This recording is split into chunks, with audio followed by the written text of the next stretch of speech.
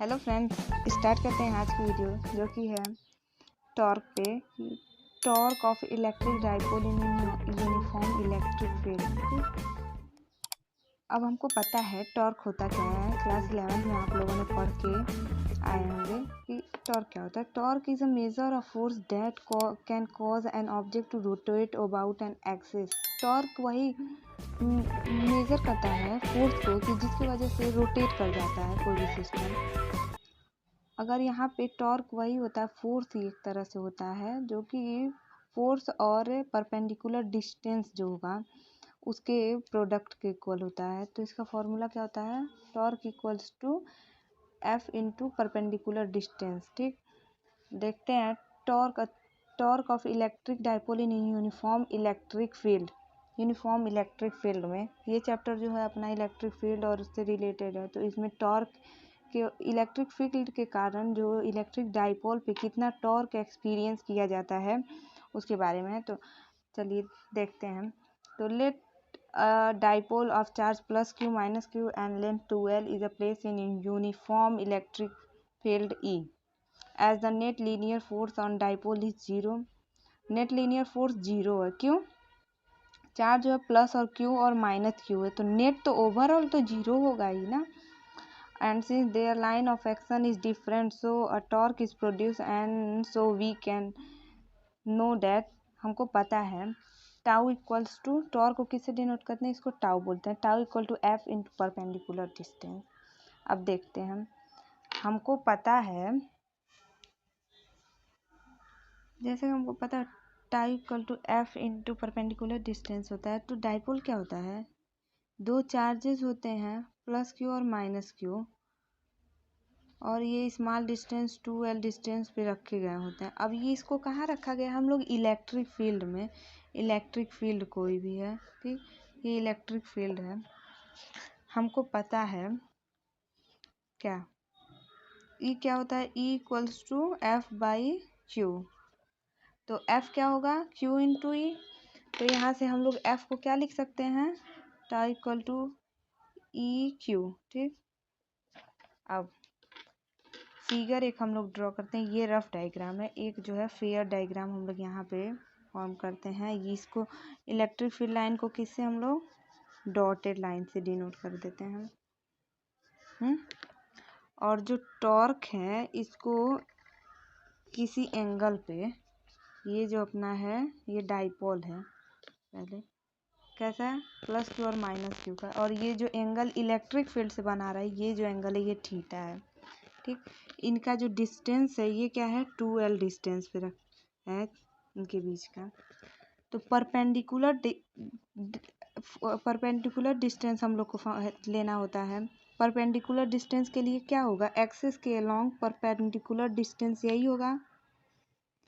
हमको पता है, हम लोग जब इसको, ये जो एंगल होगा अगर ये थीटा है तो ये जो डिस्टेंस होगा ये कितना होगा, 2l साइन थीटा।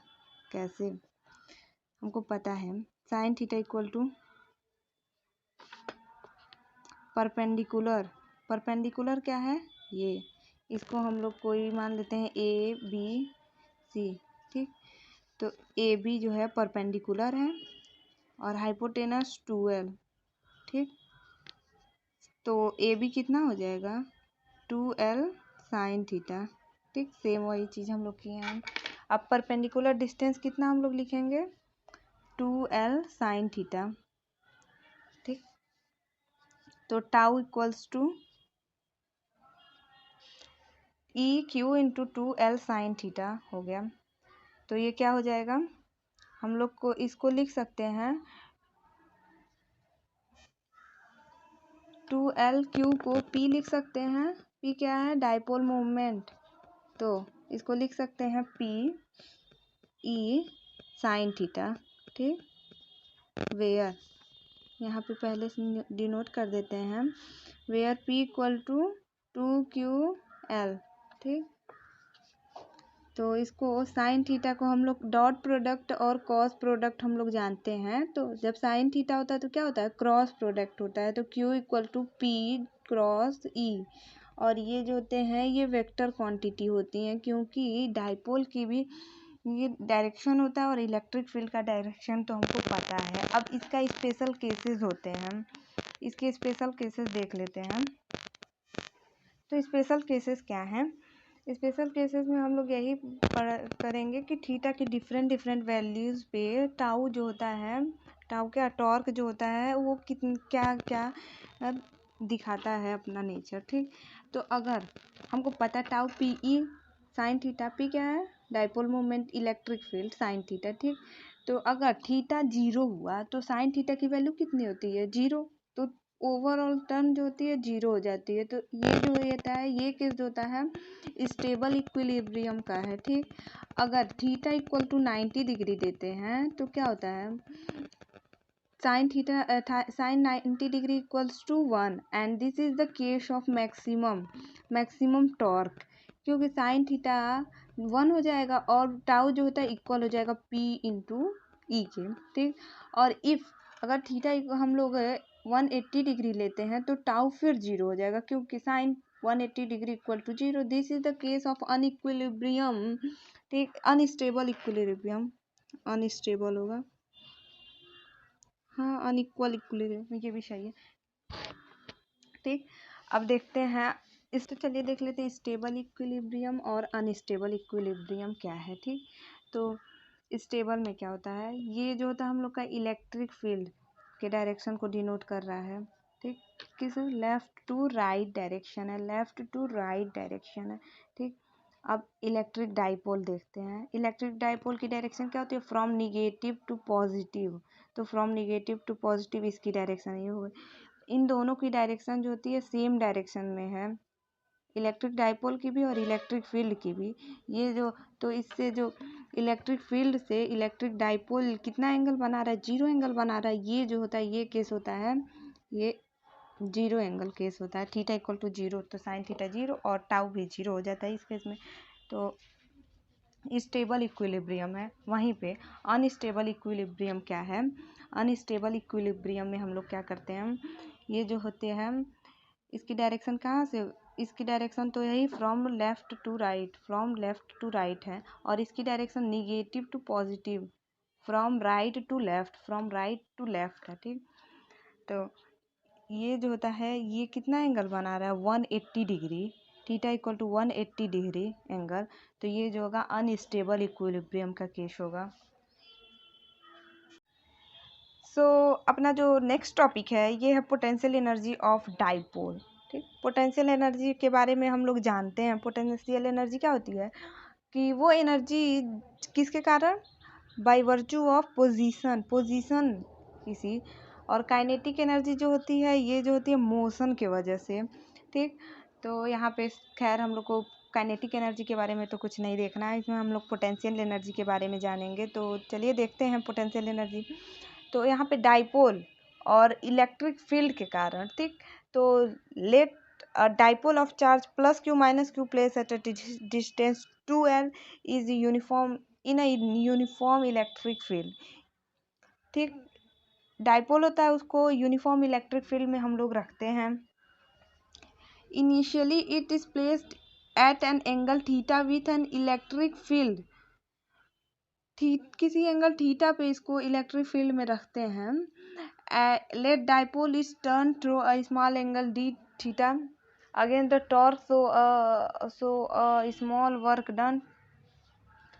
तो अब देखते हैं किसको, इसको क्या करना होता था हम लोग को? थीटा एंगल पे रखे हैं डाइपोल को, तो हमको पता है वर्क डन कितना होता है? Force into displacement, force into displacement.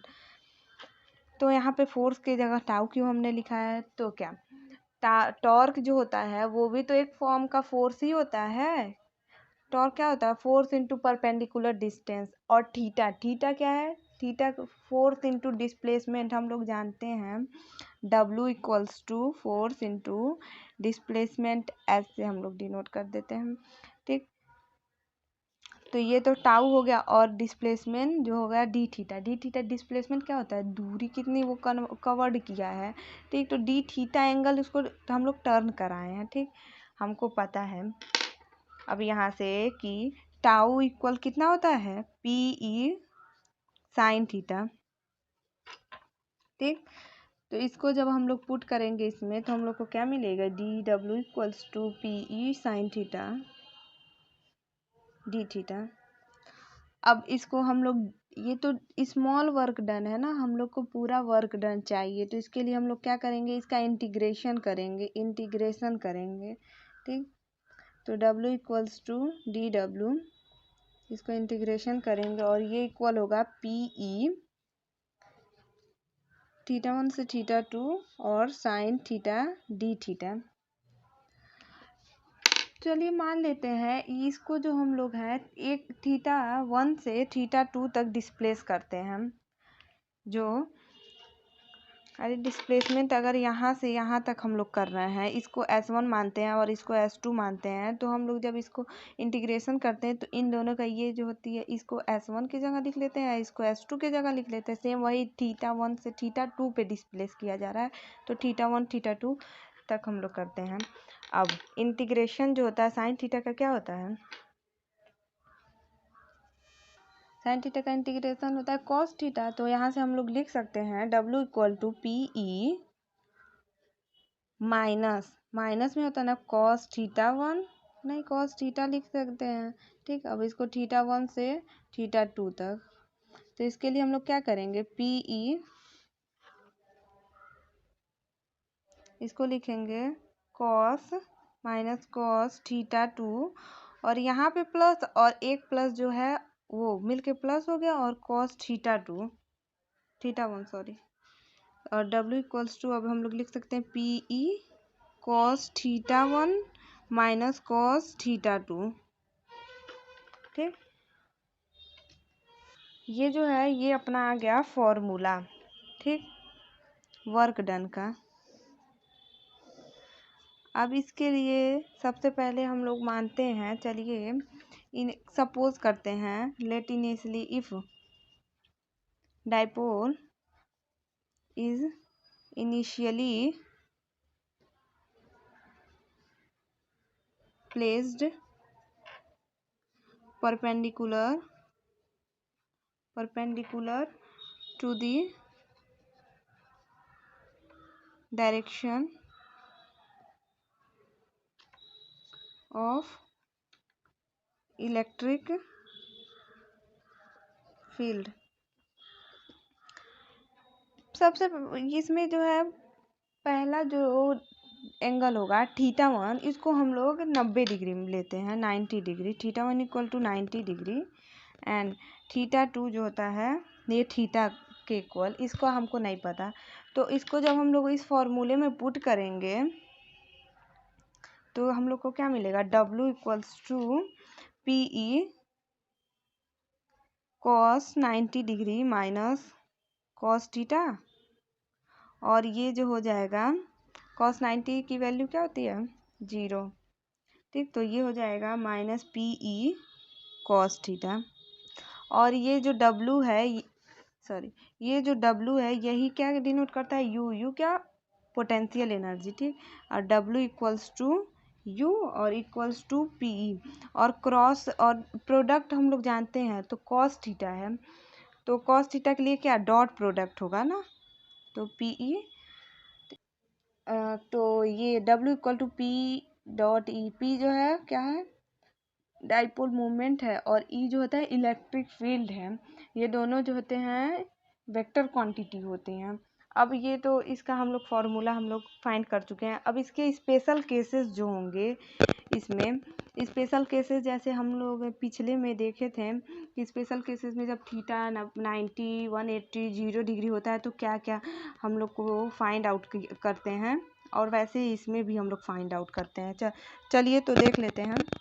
सो इसके स्पेशल केसेस जो होते हैं, पहले स्पेशल केस क्या होगा, जब थीटा इक्वल टू 0 होगा, तो U इक्वल टू हमको क्या पता है, U इक्वल किसके होता है, minus P E cos theta. ठीक, तो थीटा 0 डिग्री पे क्या होता है, कॉस 0 डिग्री इक्वल्स टू 1, तो U इक्वल होगा माइनस पी ई के। ठीक, तो here potential energy is minimum and this is the case of stable equilibrium. जब पोटेंशियल एनर्जी मिनिमम होगी तो जो वो केस होगा वो स्टेबल इक्विलिब्रियम का होगा। और सेकंड जो है केस ये है अपना, जब थीटा इक्वल टू 90 डिग्री होगा और then cos theta equals to 0 degree, तो जो u होगा u भी अपना 0 हो जाएगा। और थर्ड केस जो है, if theta equal to 180 degree u equal to p E. P क्या है? डाइपोल मोमेंट, ई जो है इलेक्ट्रिक फील्ड। ठीक, this is the case of unstable equilibrium. So I hope आपको ये वीडियो समझ आई होगी। Thanks for watching this video. Bye bye.